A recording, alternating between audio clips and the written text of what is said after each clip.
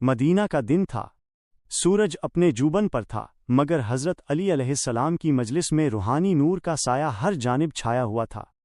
اصحاب کا حلقہ جمع ہوا تھا، ہر کوئی سکون اور حکمت کے موتی چننے کو ہمہ تن گوش بیٹھا تھا۔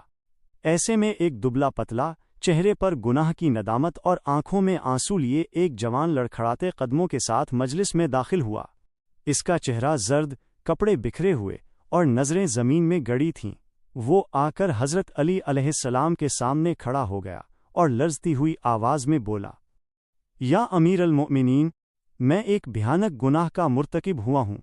میں نے ایک لڑکے کے ساتھ بدفعلی کی ہے۔ میں چاہتا ہوں کہ اس دنیا میں سزا پا کر پاک ہو جاؤں تاکہ قیامت کے دن رب کی عدالت میں رسوا نہ ہوں۔ مجلس میں ایک خاموشی چھا گئی۔ ہر آنکھ اس نوجوان کی طرف دیکھ رہی تھی جو اپنی بدکاری کا خود اعتراف کر رہا تھا، لیکن حضرت علی علیہ السلام نے بڑی حکمت سے فرمایا، اے جوان، یہ کیا کہہ رہا ہے؟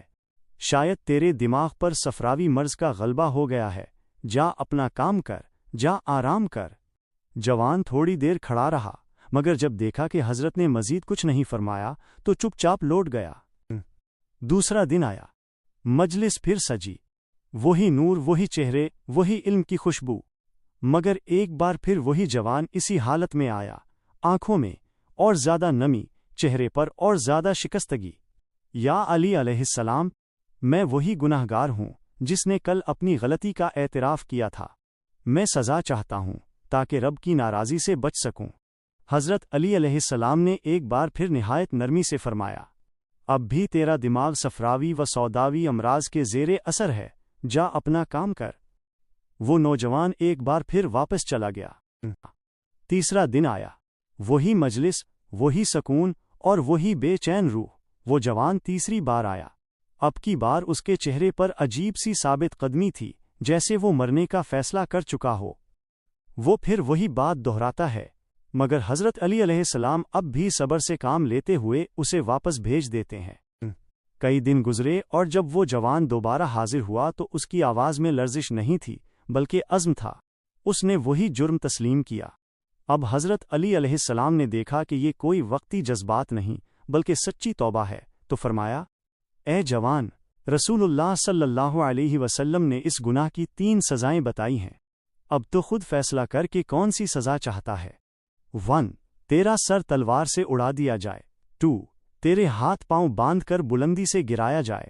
3 تجھے آگ میں جلا دیا جائے۔ جوان نے لرز کر پوچھا، ان تینوں میں سب سے سخت سزا کون سی ہے؟ حضرت علیہ السلام نے فرمایا، آگ میں جلایا جانا سب سے سخت ترین سزا ہے۔ جوان نے سر جھکایا، ہونٹ کانپے اور پھر بولا، تو پھر مجھے آگ میں جلا دیا جائے، میں وہی سزا چنوں گا جو سب سے زیادہ سخت ہو، تاکہ میرا رب مجھے معاف فرما دے۔ حضرت علی علیہ السلام نے فرمایا، ٹھیک ہے، سزا سے پہلے تیاری کر لے۔ جوان بولا، بس مجھے 2 رکعت نماز پڑھنے کی اجازت دیجیے۔ حضرت علیہ السلام نے اجازت دی۔ وہ جوان کھڑا ہوا، وضو کیا اور نہایت خشوع و خضوع سے نماز میں مشغول ہو گیا۔ آنسو اس کی داڑھی میں بہنے لگے۔ سجدوں میں ایسی بے بسی تھی گویا زمین بھی اس کی فریاد سن رہی ہو۔